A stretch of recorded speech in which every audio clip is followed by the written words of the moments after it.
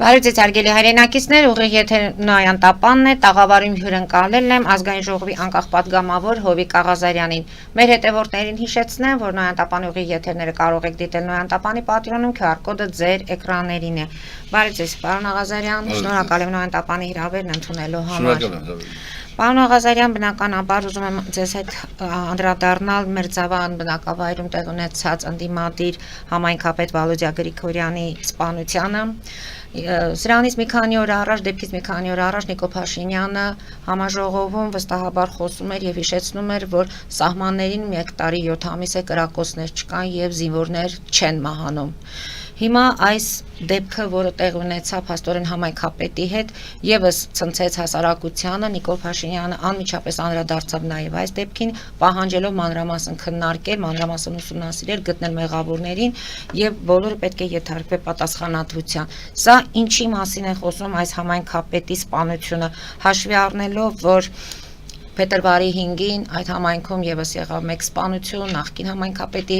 հորաքրոջ որդու հետ կապված։ Սա ինչի՞ն է մասին է խոսում։ Գյուղում մարդիկ ճիշտ է, տեսախցիկների առաջ այդ ամենի մասին չեն խոսում, բայց պատմում են, որ սև ու սպիտակների է բաժանված եղել գյուղը, այսինքն գյուղի մեջ եղել է, համայնքի մեջ եղել է այդ վրեժի լուծելու պահանջ, այսպես ասած։ Ինչ պետք է աներ իշխանությունը, ինչ հնարավոր էր արդյոք կանխել այս սպանությունը, եթե հատկապես հաշվի առնենք, որ Էջմիածինը ինքը ընդհանրապես իր տարածքով միշտ որոշակի ձևերով այդ աղմուկները, այդ դեպքերը եղել են, չեմ ուզում այդպես ասել, եւ փաստորեն Վաղարշապատի բաժնիպետը ոստիկանության Փայլակ Շմավոնյանը 20 օր է որ նշանակվել է պաշտոնին։ Ով պետք է կրի այս ամենի պատասխանատվությունը։ Ընդ որում ընդդիմադիրներն ասում են, պետք է անմիջապես Նիկոլ Փաշինյանը հրավիրեր արտահերթ նիստ եւ պետք է հրաժարական տային ոստիկանապետը եւ ներքին գործերի նախարարը։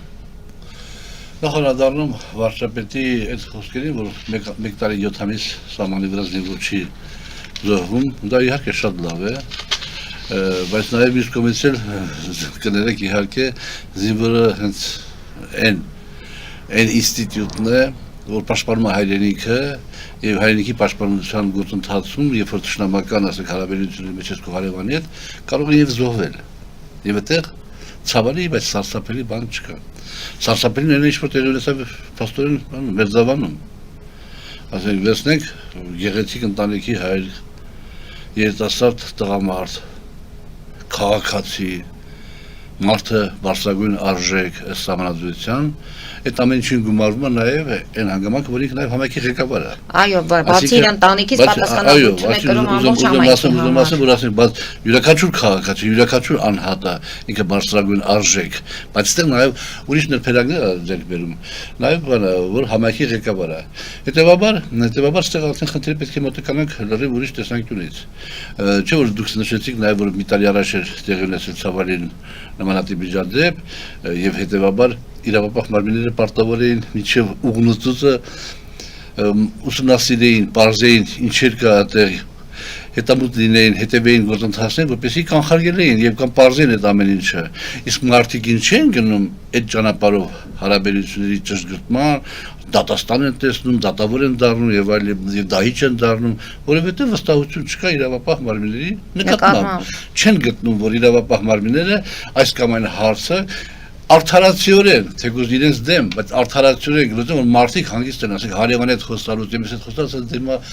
դատավորը ճիշտ որոշում է կայացել, իրավապահ մարմինները ճիշտ որոշում են կայացել, մենք ինչ կարանք այդտեղ անենք, այդտեղ վրեժ լուծենք, բանանենք եւ այլ։ Իսկ երբ որ այդ ամեն ինչը չկա, արդեն գալիս է այս ճանապարհով հարցեր լուծելու տարբերակը, որը անընդունելի է։ Ես 18 կրակոց վզակոթին այդ Ես երբ որ ընդդիմադիր էի, ասենք միջև հեղափոխությունից նկատ ունեմ, ես մի այսպեսի բանաձև ունեի, որ ցանկացած այդ տիպի սպանություն, եթե չի բացահայտվում, ամբողջ աշխարհում, ոչ թե Հայաստանում, ապա այդտեղ իշխանությունները ունեն կամ ուղղակի մեղքի բաժին, կամ էլ մեղքի բաժին, որ չեն կարող բացահայտել։ Պետք է բացահայտեն, որ իմանանք ինչու է։ Եթե չի բացահայտվում, ապա մեծ հավանականություն կա, որ իշխանությունները դա ինչ-որ, ասենք, պատասխանություն պետք է կրեն դրա համար։ Դուք հավատում եք, որ լինելու է արդար քննություն եւ իրականությունը մենք իմանալու ենք, ինչպես եք Չէ, տրամադրված։ իրականությունը մենք այսպես թե այնպես իմանալու ենք, բայց արդար քննություն կլինի թե չէ, նորից եմ ասում, յուրաքանչյուր իշխանության պատվի գործն է նմանատիպ հանցագործությունները բացահայտելը եւ հանրության առաջ հաշվետվություն տալ, թե ինչը տեղ ունեցել, ոնց է տեղ ունեցել։ Հակառակ դեպքում մենք sense ուր կհասնենք։ Հանրությունը նշում է, որ ընդհանրապես հանրության մի հատված ասում է, որ սպանությունների եւ անպաշտպանության այս շղթան հենց Նիկոլ Փաշինյանի իշխանության խղճի վրա է։ Արդյոք այստեղ ճիշտ է մեղադրել միայն վարչապետին կամ ամբողջ հանրությունը յուրաքանչյուր իշխանության խղճի վրա է, յուրաքանչյուր իշխանության խղճի վրա է եւ յուրաքանչյուր իշխանության պատվի գործն է նմանատիպ հանցագործների բացահայտումը, պարզաբանումը եւ ժողովրդին ներկայացնելը։ Պետք է անգործը ինչ որտեղ հենց անգործնության հետևանքով կարող դա առաջացած լինի, որ եթե գիտեն որ խնդիրներ կա, թող բարի լինեին, պարզաբանեին, հետամուտ լինեին եւ ամեն ինչը բացահայտելու եւ իրավապահ լինի հենց դրա համար որպեսզի բան կնայ կանխարգել է պարտադիր չի թողնենք մարդը սպարին ու այդտեղ բռնենք դատենք իմաստը որն է իմաստ չկա դա Երբ այս մասին իմացաք ինչ որտեղ ձեր գործի հետ որոշակի փորձեցիք կապեր գտնել նկատի ունեմ անպատժելիության ոչ պատասխանատվություն կրելու իշխանության մատը խառը լինելու Դե իմ գործի հետ կապված օրինակի համար Այսինքն ձեր մտքում չեկա որ այ եթե իհարկե առանց խորանալու մանրամասների մեջ որ նախաքննական գաղտնիք ասեն գաղտնիքի հետ որևէ խնդիր չունենանք ասեմ որ դրվագներ կան որոնք դուրս են եկել դրվագներ կան որոնք կներեք ասենք ուղղակի զարմանք առաջացնում մարդու մոտ թե ոնց կարող է պատահի իրավապահ մարմինները նման ձևով գործելավոճով աշխատել էլի եւ հետեւաբար անվստահությունը կա ասենք իմ պարագայում անվստահություն մեկ կարևորագույն դրվագա դուրս եկել որով դատախազը սարքել էր դրոշակ եւ ազգային ժողովում ոչ ժողովրդի առաջ դրոշակը ծածանում էր բայց եթե դատախազը գտնում է որ այդ ճանապարհով պետքա ինքը փորձի ժողովրդի կողմից վստահությունը բարձրացնի իրավապահ համակարգի նկատմամբ ակնհայտ բանանելու ասենք սխալ ինֆորմացիա տարածելով բայց հետեւաբար ինքը երբ ժամանակ կունենա նմանատիպ լուրջ ծանր խնդիրների հետ առնչվելու եւ այնտեղ ասենք բանանելու ես ասենք այդ իմաստով իմ վստահությունը մակարդակը շատ ինչով իրավապահ մարմինների նկատմամբ այս դեպքով Սա քաղաքական սպանություն եք համարում պարոն Աղազարյան Ես անձամբ ծանոթ չեմ, բայց որքանով որ լսել եմ, որտեվ անդադ շեշտում է, չէ, ընդդիմադիր, սա ինչի համար է արվում։ Ասենք իր մասին ինքը չէր կարող կեցաղային հողի վրա, ասենք ինչ-որ թշնամիներ ունենալ, Համայնքը բավականին չուզողներ ունենալ, ես էդի բանը որ չէր կարող, հետևաբար դա ես համարում քաղաքական սպանություն։ Քաղաքական սպանություն։ Փաստորեն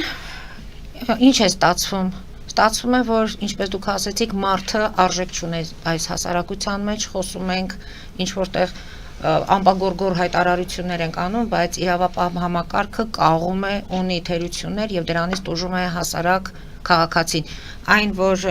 համայնքապետը նախ քաղաքացի էր, հետո նոր համայնքապետ, ընտանիքի հայր Ամեն դեպքում պետք է որ պաշտպանված լինեն։ Ընդ որում տեսանյութը երևի դուք էլ տեսած կլինեք, բավականին պրոֆեսիոնալ աշխատանքեր արված, այսինքն սա արդեն մտածված, կանխամտածված։ Եվ մարդիկային որ հսկում են, երևի ոչ հեռու, մարդիկային որ հսկում են, որ գործը, ասենք,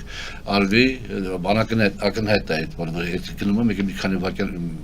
ակնթարթ ոչ թե վայրկյան հետո վերադառնում եւ ստուգելու համար մահացել։ Ասենք կարելի է իր գործը թե չի արել։ Իհարկե դա պրոֆեսիոնալ, իհարկե, ես այն մարդը չի, ում ենթադրաբար ցավացրել է ինչ-որ բան առաջացել եւ եկել է վրեժան այդ մարդը չի էսի այն մարդկանց կողմից ուղարկված մարդ է այսինքն սա շատ լուրջ նախապատրաստական կազմակերպչական աշխատանք է կատարվել եւ ԱԱՑ-ն փոխանակ մտնի ուրիշի անկողինները եւ ուսումնասիրի թե ով ում է քնում եւ հալա չի քնել թող այդ գործերով զբաղվի եւ փոխանակ վարչապետը որ այդքան օրենքներ են ընդունում որ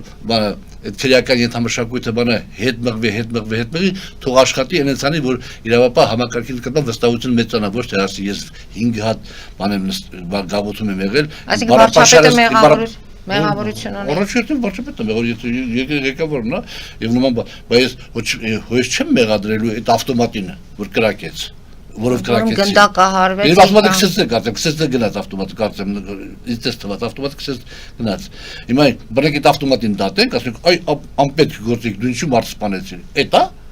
իրավապահ համակարգի գործունեությունը թե այնա որ ուսումնասիրի եւ գտնի այն դեպքը ուսումնասիրի գտնի պատճառները եւ նորից ասում կանխարգելի տեսեք ոնց են ասում չէ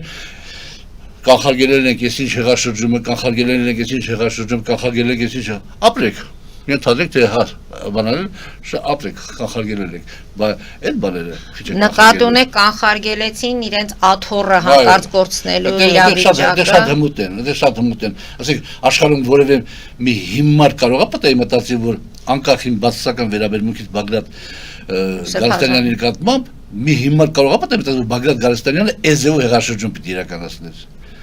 եւ հաջողություն ունենար ենթադրենք հետո ինչ են անելու իշխանության հետ ով էր իր այդ շփվելու ոչ մեկ իր այդ չէր շփվել ո՞նց են երկրի ղեկավարելու այսինքն պարզ ակնհայտ է որ դա սարքած է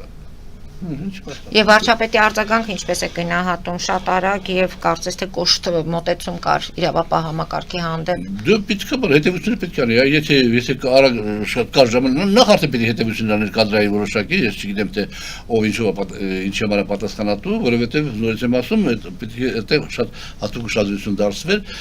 բայց հետո եթե որոշ ժամանակ հետո չհայտնաբերվի ապա բանը պիտի կադրային լուրջ հրաժարականներ պետք է լինեն պարոն Ղազարյան գիտեք հիմա տեխնիկան այնքան զարգացած ամեն ինչ այնքան զարգացած որ նմանատիպ հանցագործների բացահայտումը շատ արագ պետք է անեն պրոֆեսիոնալ չեմ իհարկե բայց շատ արագ պետք է կարողանան ընդ ամենտեղ բան կա դրած տեսախցիկ կա դրած ամենտեղ ուսումնասիրում ես բանաստան դերում ես ով ոնց գրածքի գնաց դերում ես Աղազարյան հովիկն լավ Աղազարյան հովիկին հանենք հələ էսի վերջի կասկածյալն է բայց դերում ես մի հատ մարդ որ ասեք կարար այդ ամեն ինչ մեզ Որը ձեր հանդեպ է, չէ՞, այդ տեսախցիկների ինչ-որ տեսագրություններ Խնդիրը այն է, որ իմ հանդեպ որևէ տեսագրություն չկա որևէ տեսագրություն չկա ենթադրել հանցագործը գալիս է Աղազարյան բայց կարող էր լինել եւ դա լիներ ձեր արդարության այդ հասնելու ինչ Կամ կա որը իմ օգտին է դա չեն բերում առաջ չեն բերում որովհետեւ ո՞նց կարող է ենթադրել հանցագործը գնում է հանդիպի Աղազարյան հովիկի հետ Եվ կաշառքի մասին խոսակցություն տանի, հələ չտա ասենք կաշառքի մասին խոսակցություն տանի, եւ դուք այդ հանդիպումը բան չեք անում։ Չեք տեսագրում, դեր կգնաք ասեք պարոն Աղազարյան, բարև ձեզ։ Արել եք։ Ուզում եք ասել այն ինչ որ պետք է իշխանությանը ինքը կհասնի եւ կունենա իր ձեռքի տակ, այն ինչ որ իրեն պետք չէ։ Միանշանակ։ Այո, դա ուզում եմ ասել։ Լավ, կհետևենք ամեն դեպքում այս իրադարձություններին, կտեսնենք ինչ արդյունքներ կունենանք ամեն դեպքում սա ցավալի փաստ է Հիմա ներողություն եմ խնդրում ներողություն եմ խնդրում ես որևէ մեկին չեմ դատապարտում բայց անալիզ անենք էլի հիմա իշխանությունների համար ձեռնտու է որ ասենք տարածվի քաղաքացիների մոտ մեր բնակչության տեսակետ որ սա իշխանությունների ձեռի գործն է Իհարկե ոչ Իհարկե այո Ինչու ցույց տալու համար ուժը թե վախի մթնոլորտը վախի մթնոլորտը Բավոն Հայաստանում շատ կան այդ տողնման տղերք որ դրից ու 67%-ով հաղթես կպեին շատ կան այդ տղերք չէ շատ չեն Էմիսները որ մի քիչ մոտիկ են նախի գզգուշան են Սա նախնական ինչ որ բայց այս ձևով Ես չգիտեմ, հիմա ես չեմ բանանում դատապարտում, ամեն ինչ հնարավոր է, բայց եթե իշխանությունները չբացահայտեցին շատ կարճ ժամանակահատվածում այս ողբերգությունը, ապա իշխանությունը պատասխան տալու խնդիր ունի։ Կհետևենք ամեն դեպքում իրադարձությունները ինչպես են ընթանում, պարոն Աղազարյան։ Պարոն Աղազարյան, իշխող կուսակցությունը նոր վարչություն ընտրեց։ Ընդհանրապես այդ ընտրությունների հետ կապված հետևել եք որպես նախկին ԿՊԱ-ական ամեն ինչ հարթ է անցնում, թե կան տարաձայնություններ, կան ինչ-որ շղարշներ, որ փակում են եւ այլն, թե ինչպես Նիկոլ Փաշինյանն է ասում, իրենց մոտ առավոտները լուսաբացները միշտ նորմալ է, պայծառ է, իրար նկատմամբ չկա այդ խժդժությունները,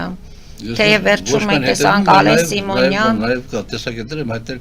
ես նույնիսկ համաժողովից մի շաբաթ առաջ մոտավորապես հրապարակեցի հավանական ցանկը, թե ովքեր կընտրվեն, եւ 20 հոգումից 4 հոգի եմ սխալվել 16-ի դեպքում ճիշտ էի գուշակել, բայց ընտրությունները անցել օրենքի խախտումով։ Օրենքի Արմեն Խաչատրյանն ասում էր չկա օրենքի խախտում։ Օրենքի խախտումով անցել, որովհետև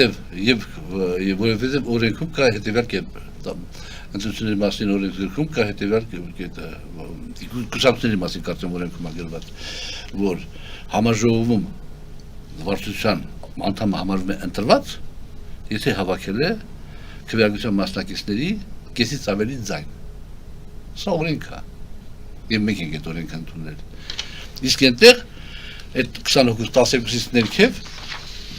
8 հոգին չեն հավաքել այդքան ձայն, չեն հավաքել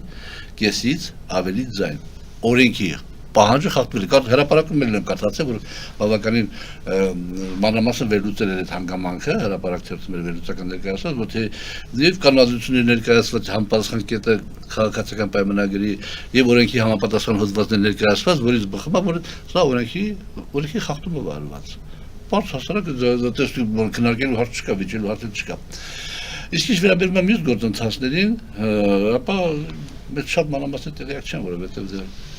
Ամեն դեպքում մամուլում էլ հայտնվեց լուրեր, որ Ալեն Սիմոնյանի եւ Սասուն Միքայելյանը շատ ծանր են տարել այդ ընտրությունները, որտեղ ես իմ հավանական ցուցակում Սասուն Միքայելյանին չէի ընդգրկել, ընդհանրապես, իսկ Ալեն Սիմոնյանին ենթադրել էի, որ 10-րդ տեղում կլինի, բայց 11-րդում, այսինքն ես իր մասին ավելի լավ կարծիք եմ, քան կա այդ բանը։ Սասուն Միքայելյանին չէի ընդգրկել, որովհետեւ լրիվ ուրիշ բան է, պրոցեսներ է արդեն քաղաքացիական։ Տիգրան Ավինյանին էլ ընդգրկեցի, բայց բանը ես խիտ կասկածվել եմ,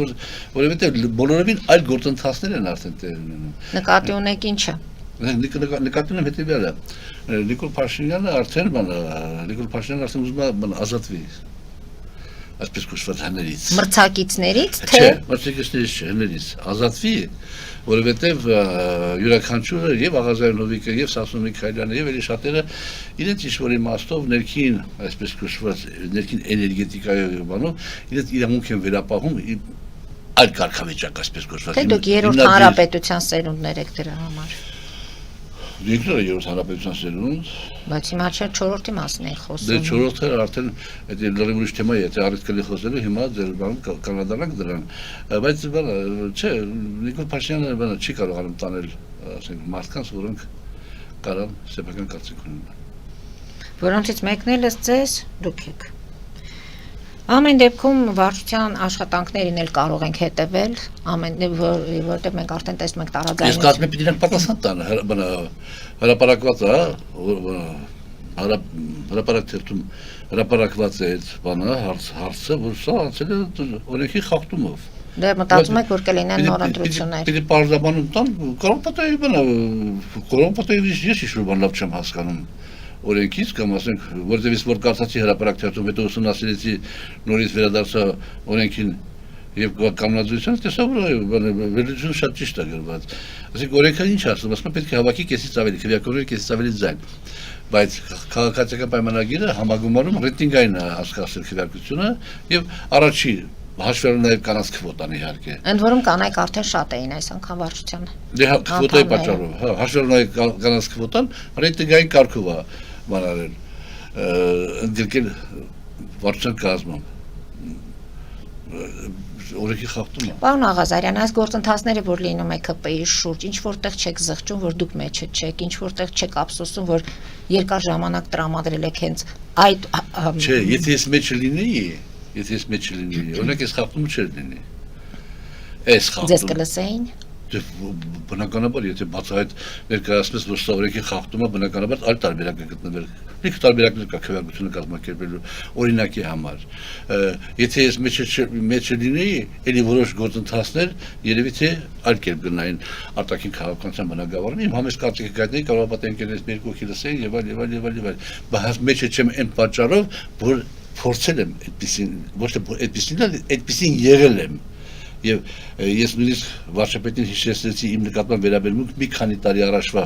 վերաբերմունք եւ ասեցի, որ ես ուզում եմ, որ դուք իմ նկատմամբ ասեք այդ վերաբերմունքը եկել է եւ արդեն առարկայացել է։ Նույնիսկ նախորդ գումարման ժամանակ ինձ առաջարկեցին, որ ես գնամ բան, այդ հանրային ծառայությունների կարգավորման հանձնաժողով։ ու վարչապետն էլ տեղյակ էր, պարոն Աղազյան, մեզ լքում եք, կանցը խորհրդարանը բանում, ասի չէ, դա առաջարկել են, շատ շնորհակալ եմ առաջարկության համար, բայց ես չեմ ուզում գնալ։ Հետո ինձ գրկեցին ցուցակում, ասենք 77 համարը բավականին ասենք ոչ այդքան էլ պատվաբեր տեղ, կարևոր չի, ես էլի պատգամավոր դարձա, բայց վերաբերմունքը կար, որովհետև քչերից էի, որ կներեք իհարկե, որ սեփական տեսակետ հայտնելու ինձ բան էի վերապահում, և երբեմն դա օգտակար էր նույն թիմին, այնտեղ չեմ, որպեսզի տեսակետ չհայտնեմ, որպեսզի Նիկոլը ավելի ազատ լինի իր որոշումների մեջ, հիմա թիմը ուժեղ կուր թիմը դարձել, փաստորեն, այդ պատճառով նաև, բայց այդ կուրությունը միջակայության կուրությունը, այսինքն անդեմ մարդկանց մի համաձուլվածք, որը ընդհանրապես բուտաֆորիա է, իբրև թե կավարժություն։ Այսինքն ինչ ասի վարչապետը, նրանք ասելու են, այո, ինչ թելադրի պետք է կատարեն։ Այստեղից մի հատ բան պետք է ասեմ, կներեք, ավելի հիշեցի եւ հենց դա էլ թեմային վերաբերվում է։ Մի քանի տարի առաջ, որտեղից սկսվեց իմ բանը, այսպես կոչված բոդիսականը, եթե կարելի այդպես անվանել։ Մի քանի տարի առաջ, չգիտեմ ինչ իրավիճակ է ստեղծվել հանրապետությունում, չեմ հիշում լավ, որովհետև դա կարևոր չի, թե մենք մի քիչ ազատ ենք զգացել մեր հարցազրույցներում, ասենք մարդ են կարող պատեի կարծիք ենք հայտնել, որ ասենք այդ պահին ընդունել չի եղել վարչապետի համար լինում է, դե դեպքում պիտի կանչես, խոսաս, ասես բան անես, կամ պիտի մնաս գծի մեջ ընդհանուր, եթե թիմի մեջ ես։ Խմբակցության հետ հանդիպում էր, վարչապետը ներկայացավ, շատ զայրացած, և գիտեք ինչ ասեց, ասեց եթե դուք մտածում եք, որ այստեղ յուրաքանչյուրը նստած եք ձեր մանդատներով, շատ չարաչար սխալվում եք, այստեղ կա մի մանդատ, և ես եմ այդ մանդատի տերը։ Եկեք ասենք, որ սխալ բան չի ասել։ Եթե ասեց ու հիմա ինքը արեց փաստորեն, այդ որ ասում եմ, որ մարմինը դարել է, ասենք խմբակցությունը կամ վարչությունը դարել է կուռ մարմին, այո, այդ կուռությունը կա, բայց ինչ հետևանքներ կունենա, Աստված գիտի, բայց այդ կուռությունը անդեմ մարդկանց հավաքածու է, սեփական կարծիք հայտնելու դժվարությամբ մարդկանց համախմբությունը, եթե ինքը ասում է դուք չկաք, դուք զրո եք, մի մանդատը և մի մանդատի տերը ես եմ,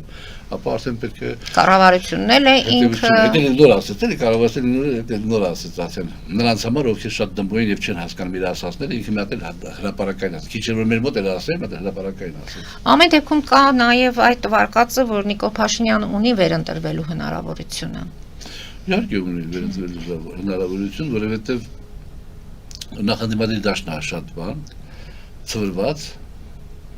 Երկրորդը ինքը շատ ճիշտ է մատուցում թեմաները, մանիպուլացնում է, իհարկե մանիպուլացնում է, բայց ճիշտ է մատուցում և հասարակ ժողովրդի համար այդ տեսակետը ասենք ընդունելի է։ Մի տարի 7 ամիս է, ինչ սահմանների վրա զինվոր չի։ 1 տարի 7 ամիս և ասում են խաղաղություն են բերել։ Ես նույնս եմ ասում, դա իհարկե լավ է, բայց էդի որպես ցուցանիշ վերցնել, խաղաղություն են բերել, խաղաղությունը խոսքերով չի լինում։ Հետևաբար, այդ որ նախաստորագրվել է Բայց թուղթը կա արդեն, թեկուզ նախաստորագրված թուղթը կա Փաշինյանի ձեռքին։ 7 ամիս առաջ ինքս ինձ հարց էի տալիս, կարծեմ ձեր տաղավարում եմ այդ մասին խոսել։ Ես ինքս ինձ հարց էի տալիս, Ալիևը ուզում է, որ Նիկոլ Փաշինյանը վերարտադրվի որպես վարչապետ, թե չի ուզում, հետաքրքիր է։ Մտածեցի, որ երևի թե Ալիևն ուզում է, որ Նիկոլ Փաշինյանը վերարտադրվի վարչապետ, որովհետև երևի Ալիևը գտնում է, որ Նիկոլ Փաշինյանի հետ շփումները ավելի օգտակար են երկու պետությունների զարգացման, հարաբերությունների զարգացման։ Ռևանշիստները չեն գարցակի համար նորից չեն պայքարի։ Երևի թե բոլոր դեպքերում իր համար նպատակահարմար է, որ Ալիևը ուզում է, որ Նիկոլ Փաշինյանը լինի։ Այսինքն ճշնամական պետության ղեկավարը ուզում է, որ Նիկոլ Փաշինյանը լինի վարչապետ։ Եթե չլինի, կլինի պատերազմ, ինքը կկրակի, այստեղ էլ մենք արդեն կունենանք իրավիճակը։ Ու ժամանակ մտածեցի, բայց եթե Ալիևը ուզում է, որ Նիկոլ Փաշինյանը վերընտրվի որպես վարչապետ, մի բան պիտի անի, որ Նիկոլ Փաշինյանը ձեռքին կոզեր ունենա։ Վարվեց։ Այդ նախաստորագրումն էր փաստորեն խաղաղության պայմանագրի նախաստորագրում է։ Այն այնքան խելոք Ալիևը,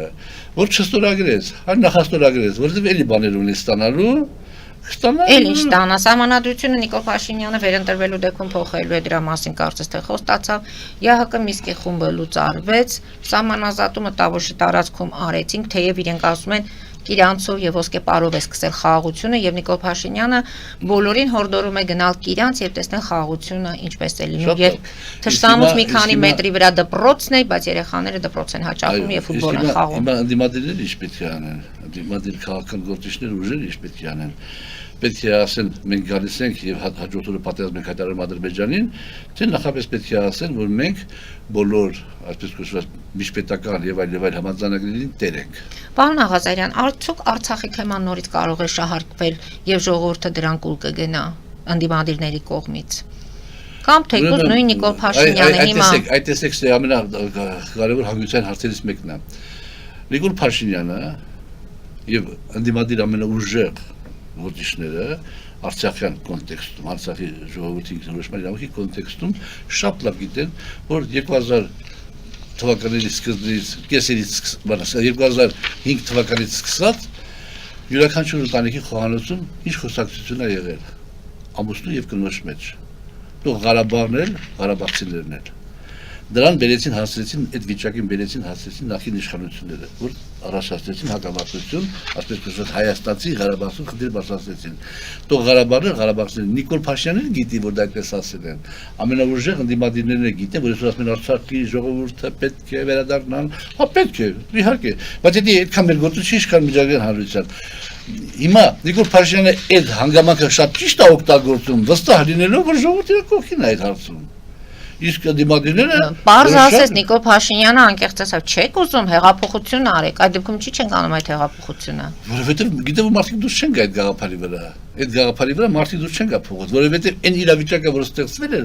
Արցախի հետ կապված փոխհարաբերությունների իմաստով, այնտեղ ծառայության իմաստով, սա հայություն, այստեղի մեր հատվածի հայություն իր մարդկի վրա զգացել է Նիկոլ Փաշինյանը դա կներեք նենգորեն օգտագործումը ժողովրդի նուրբ լարել իմանալով այդ ամեն ինչը նենգորեն օգտագործումը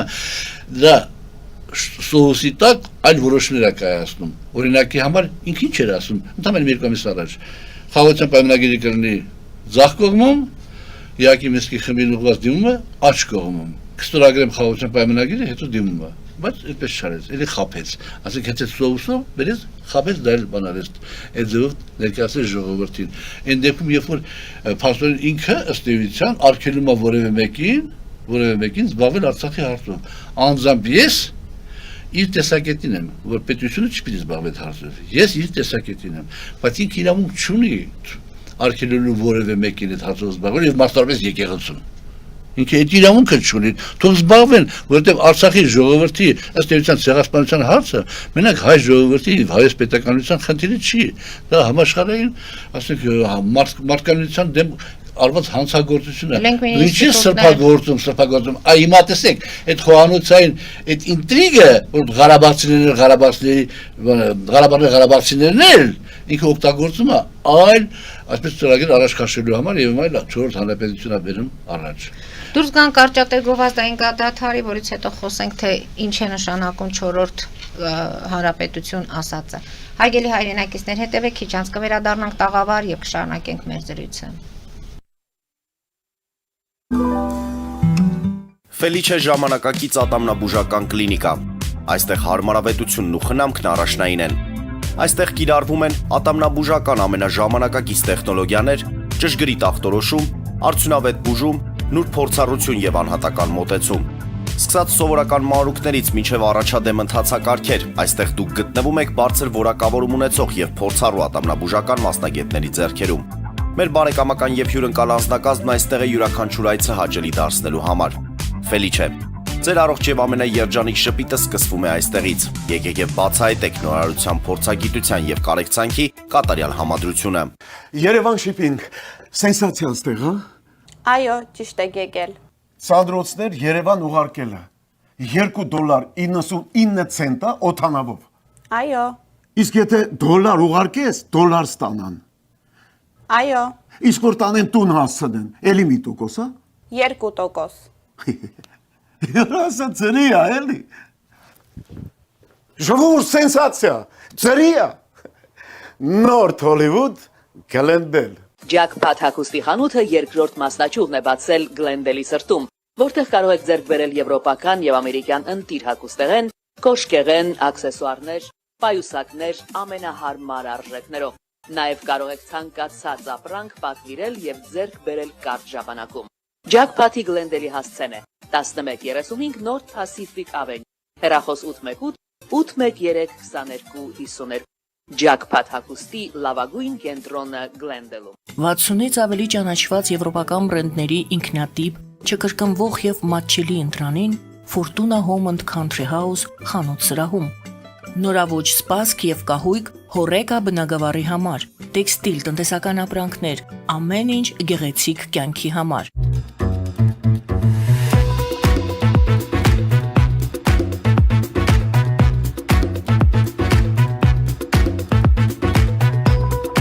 Արարատ ռեստորան, ընտանեկան եւ ընկերական ժամանցի լավագույն հասցե, սիրված արտիստներ, հյուրընկալ մթնոլորտ, հարուստ ճաշացան, անմահական խորտիկներ, Արարատ ռեստորան, հասցեն անփոփոխ, սիրով սպասում ենք ձեզ։ Լավագույն պաղպաղակ, բնական, համեղ եւ մատչելի գներով պաղպաղակը կարող եք ձեռք բերել բոլոր հայկական խանութներում։ Պահանջեք հայկական պաղպաղակ, Թամարա պաղպաղակ։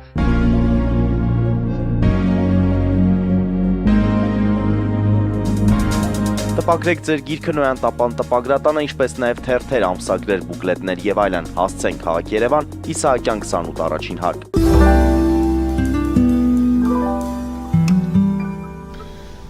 Հարգելի հայրենակիցներ, Նոյան տապանը կրկին եթերում է եւ հիշեցնեմ, որ իմ հյուրն է ազգային ժողովի անկախ պատգամավոր Հովիկ Աղազարյանը։ Պարոն Աղազարյան, մեր ձավանի սպանության դեպքը մենք ամեն դեպքում ուշադիր կլինենք, կհետևենք եւ ուզում եմ ամփոփել այդ հատվածը։ Մասիսի համայնքապետ Դավիթ Համբարձումյանը հայտարարություն էր տարածել եւ նշում էր, որ այս ամենի մեղավորը իշխանությունն է եւ Նիկոլ Փաշինյանը պետք է անպայման հեռացվի, սա կենսական անհրաժեշտություն է։ Փաստորեն սեպտեմբերի 26-ին տեղի կունենա Փաշինյանի անվստահության ազգային ժողովում լսումներ եւ նա մարդկանց հրավիրում էր ժամը 12-ին ազգային ժողովի շենքի մոտ։ Այս գործընթացը ինչ կտա։ Հիմա ազգային ժողովի շենքի մոտ մարդկանց հրավիրել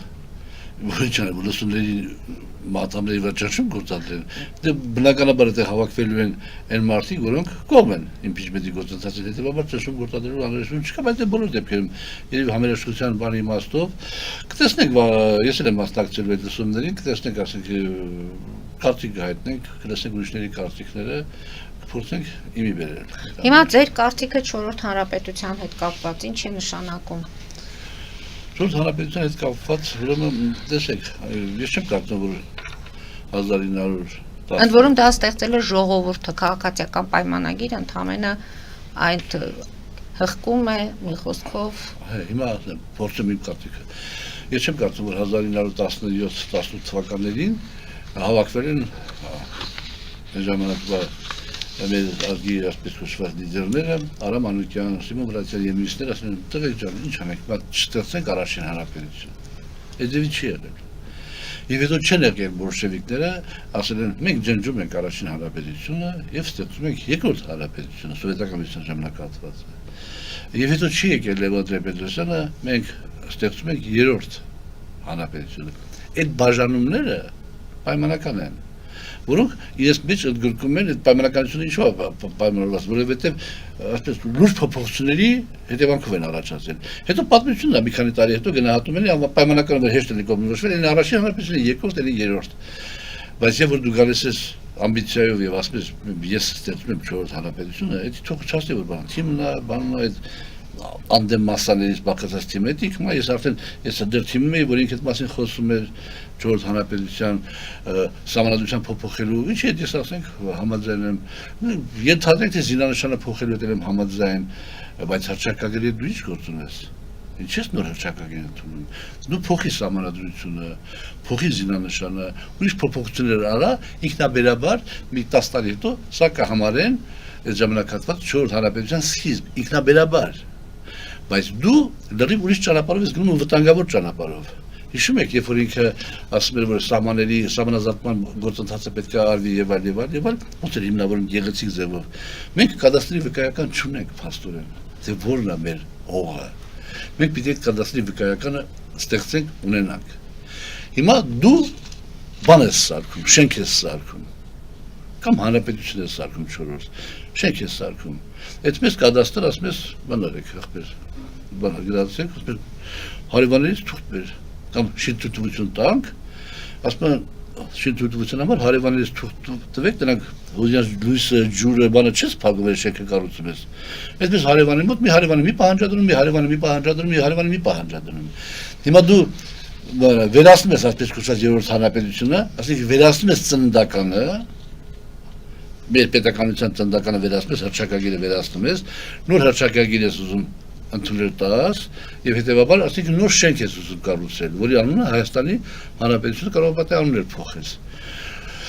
Այդպես մակ որ ասես գրանց եք ախպեր ջան մեր նոր հանրապետությունը, մակ ասում մի րոպե, գնա Վրաստանից, Թուրքիայից, Իրանի Իսլամական Հանրապետությունից եւ Ադրբեջանից թուղթ բեր, որ իրանք այդ խնդիր չունեն, որ չես մտել իրաց հողերը, իրաց արևը չես փակում։ Այդպես որ թուղթ բերես, մեր դուղաններից որպես դերդուղան ջան, մի թուղթ լավ է, չէ՞ մեր ախպերներ ենք, մի թուղթով այդպես հանրապետություն գրանց են, 4 հանրապետություն։ Էրդողան ասում է Նիկոլ ջան, տամ է այն թուղթը, բայց դու հիշում ես 1920 թվականին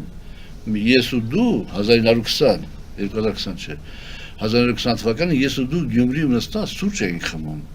եւ այդ ժամանակ խոսակցությունը գնում էր 10000 քառակուսի կիլոմետր 10000 չգիտեմ քանի 100 քառակուսի կիլոմետրի մասին հիմա ինչ ես բերել 27743 կիլոմետր ինչ ծավալապաշտական նկարտումներ այդպես հարևանություն անենք ախպերություն անենք ես չեմ կարող թուղթ տամ եթե համաձայնես 10000 քառակուսի կիլոմետրի վրա կտամ նույնիսկ Ադրբեջանն արևմտյան Հայաստան Ադրբեջան եւ փաստորեն դու լեգիտիմ իրավիճակ է ստեղծում, որպեսզի քո հարևանները քո նկատմամբ հողի պահանջները կյանքի կոչեն։ Հետո էլ կարելի է նույն բանով հո զոհեր չէի տալու, հո պատերազմ չէի արելու Թուրքիայի դեմ, հո պատերազմ չէի արելու Ադրբեջանի դեմ, էսա 10000-ն էր։ Ուզում եք, չեք ուզում ջանդամից ուզեք, գյորես ուզեք։ Էտա բերելու, դրանա բերելու։ Ամեն ստամալություններ փոխի, զինանշաններ փոխի, ինչ ուզում ես փոխի։ Հռչակագրի հետ գործ չունես։ Հռչակագրի հետ գործ չունես։ Բայց ինչու զինանշանը փոխենք, նկատի ունեք Արարատն ենք անում։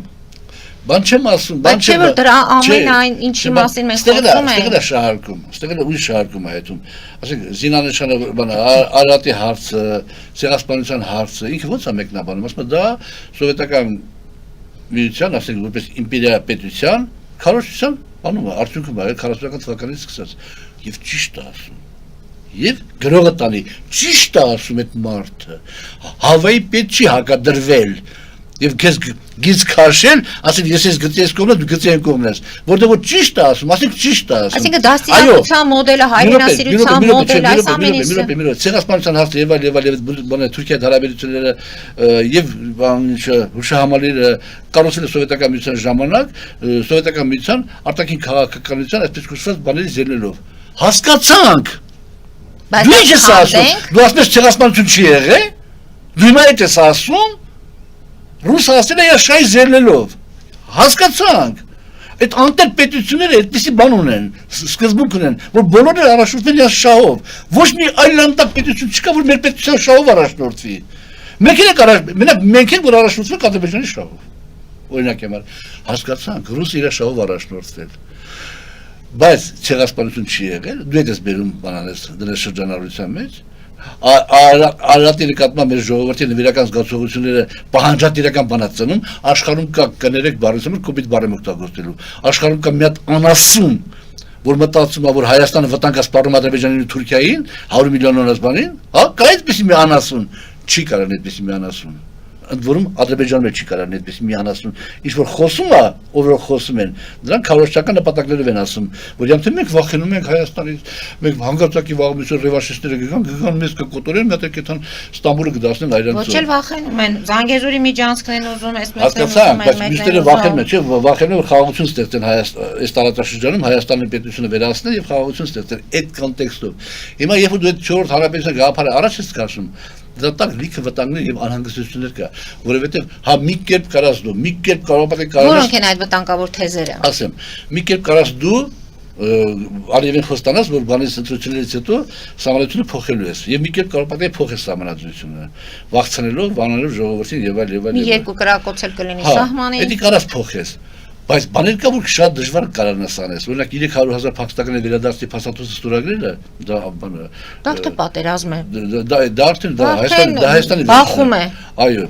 Հետևաբար դուք դժվարանաս բանալիս, բայց երբ որ դու ստեղծում ես շորտ հանրապետություն, այս սոուսի տակ ինչ ասես կարա սանսկացնես արդեն։ Դե շորտ հանրապետություն, որովհետև Ալիևն ասում ախպեր, բայց մարդիկ են ապրել, պետություն է ստեղծում, լավ է ստանում, եկեք ու կողքին ենք ստեղծենք, բայց մարդիկ թող են ապրեն իրաց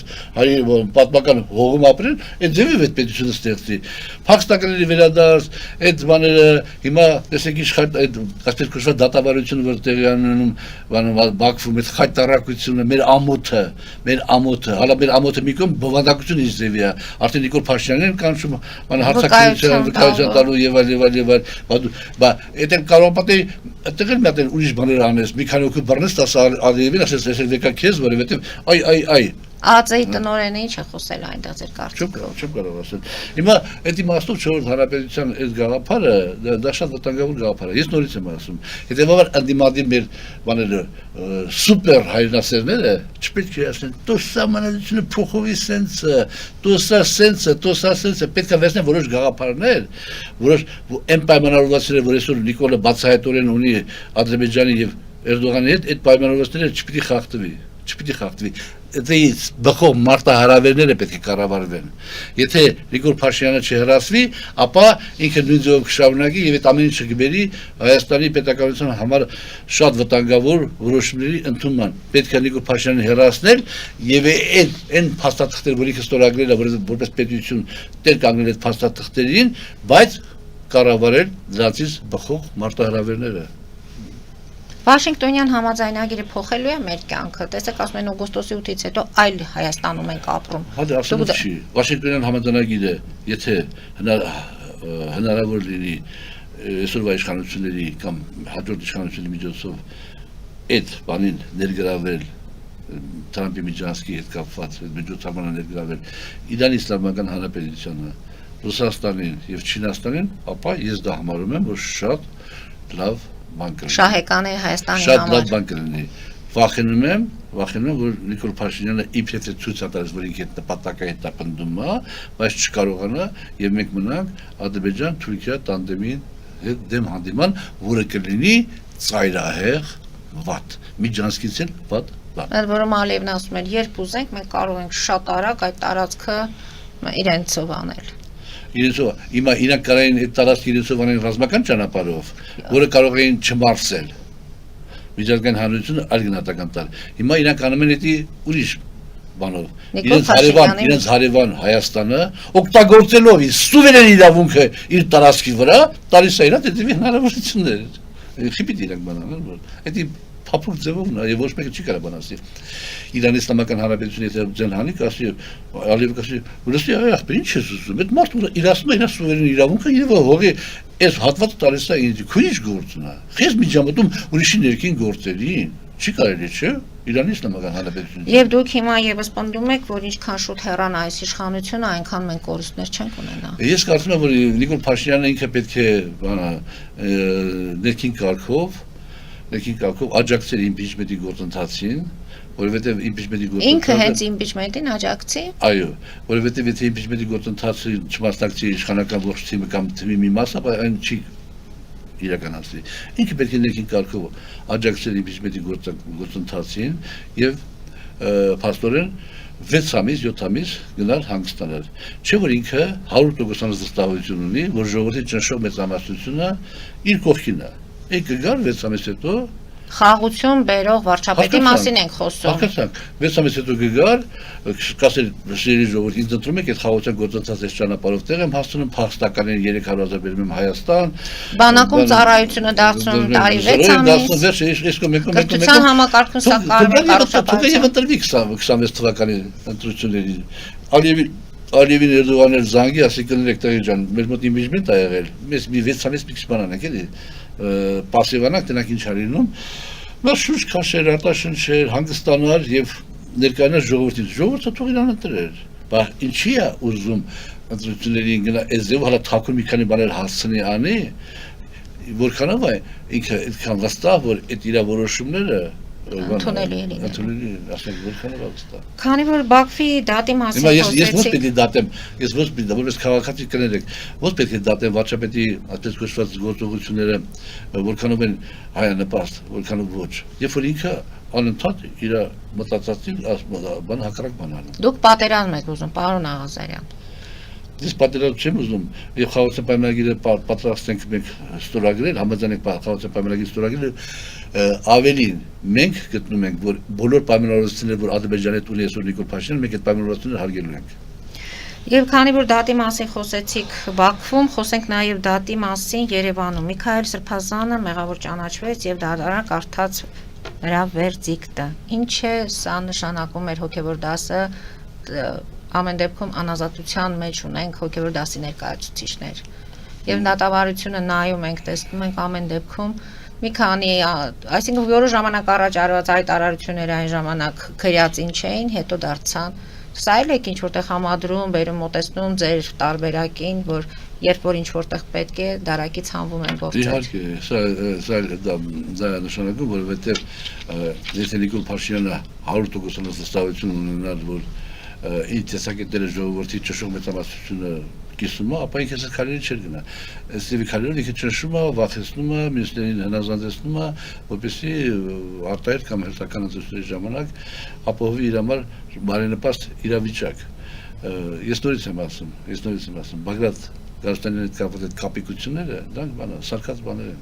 որովհետև որևէ լուրջ մարդ այդ ճանապարհով Նույնը Միքայել Սրբազանի Միքայել Սրբազանի ինչ սարկած բաներ են, մարդը իրականում ինչ-որ կարծիք է հայտնել եւ հետո Իոնիսյանը դիմել էր դատախազություն, որ արդյոք չկա հանցակազմ, դատախազը ասել է, որ որևէ հանցակազմ չկա, իսկ հետո պարզվեց, որ հանցակազմ կա։ Նույն իմ դեպքն է, կներեք, երբ որ ես ինքս դիմել եմ իրավապահ մարմիններին, որ այս բանը տվյալ հարցի հետ կապված, ասենք ուսումնասիրություններ անի, իրանք գրել են, որ պարոն Աղազարյան պատասխան ստացավ, որ այս բանը անլուրջ է, սանով զբաղվել է։ Հետո դատախազը այդ նույնը համեմատ մի հատ ուրիշ նրբերանգով բերեց, բայց նրբերանգը արդեն դուրս է եկել, բերեց որպես գործի հիմքի մի մասը, կես մասը, որպեսզի իմ նկատմամբ քրեական հետապնդում իրականացվելու որոշում կայացվի։ Այդ բաները կա, դե իշխանությունը դա պիտի անի եւ անելու է, որովհետեւ Նիկոլ Փաշինյանին թվում է թե հայրենիքի փրկության ծանր բեռը դրված է իրավասերին։ Եթե բանը ոչինչ որ մի քիչ Աղազարյանը կներկայացնի, հիմա Սրբազանը եթե մի տարի մնա բանտում ինչ կլինի չէ՞ որ Նախագահ հաղթող նախագահներին է հրավիրում բանավեճի, որպեսզի ապացուցի եւ ցույց տա, որ ինքը ավելին կարող է։ Անկեղծ ասած ես զարմանում եմ, որ բանը չեն գնում։ Շատ կոշտ ձևով են պատասխանում, վիրավորական բառերով եւ այլն։ Կապ չունի, դա կապ չունի։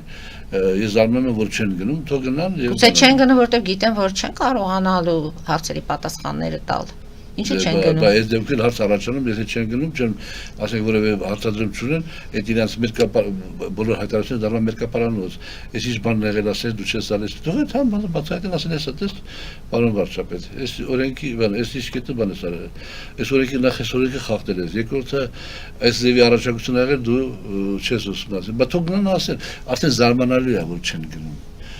Բնականաբար, բանը, պարզ է Նիկոլ Փաշինյանի տակտիկան որն առնելու, բայց բոլոր դեպքերում ներողություն եմ խնդրում, ես չեմ համատում Ռոբերտ Քոչարյանի հետ, Սերժ Սարգսյանի հետ կամ Լևոն Տեր-Պետրոսյանի հետ, ես կգնայի։ Եթե չեն գնում, ուրեմն իրանք ասելիք չունեն։ Շատ բարի, պարոն Աղազարյան, կարծես թե այսօր հասրեցինք մի քանի կարևոր հարցերի անդրադառնալ եւ խոսենք ձեր քաղաքական գործունեության մեջ, այսինքն ազգային ժողովից դուրս։ Ինչ իրավիճակում է ձեր կուսակցական գործունեությունը։ Դե մենք բանը պատասխան ստացել էինք Բիազոր մարմնից, որ դիտողություններ ունեին մեր համաժողովի որոշումների հետ կապված, որ կանոնադրության մեջ կան հոդվածներ, որոնք չպետք է լինեն, կան հոդվածներ, որոնք պետք է լինեն օրենքից բխող, որոնք չկան։ Դե չնայած մենք մտածում ենք, որ եթե մենք նաև կանոնադրություն ամբողջական գրել ենք մեր տրամաբանությամբ, եւ նաև մի հատ կետ ունենք, որ կուսակցությունը գործում է սույն կանոնադրության եւ Հայաստանի Հանրապետության օրենսդրության հիման վրա, հետեւաբար եթե որևէ բան մենք չենք գրել, բայց օրենքում կա, բնականաբար դա նշանակում է, որ դա կա, եւ եթե մենք անենք որևէ քայլ, որ չի բխել այդ օրենքի պահանջից, նշանակում է չգրած լինելու հանգամանքը չի նշանակում մենք կարող ենք այդպիսի բան անենք, օրենքը արգելում է։ Այդուհանդերձ մենք որոշեցինք, որպեսզի չգնանք դատական process-ներով եւ այլն, որոշեցինք նոր համաժողով անել, հոկտեմբերի 4-ին է մեր համաժողով, մենք հայտարարել ենք ասեն ժամանակին ազդարարով եւ այդ փոփոխությունները կմտցնենք կանոնադրության մեջ եւ նույնիսկ կներկայացնենք իր լիազոր մարմնի հաստատմանը։ Շնորհակալություն եմ հայտնում, պարոն Շնորհակալություն։ Աղազարյան, այսօրվա հաղորդման համար կարծում եմ մենք համաժողովից հետո հանդիպում կունենանք, արդյունքների մասին կխոսենք եւ այդ ժամանակ կփորձենք նաեւ ձեր դիրքորոշումը լսելու, հասկանալ Սամվել Կարապետյանի քաղաքականության մեջ մտնելու եւ նրա ձևավորված թիմի գործունեության մասին։ Հարգելի հայրենակիցներ, այսօր այսքանով ավարտում ենք, հետևեք զարգացումներին, մնացեք խաղաղությամբ։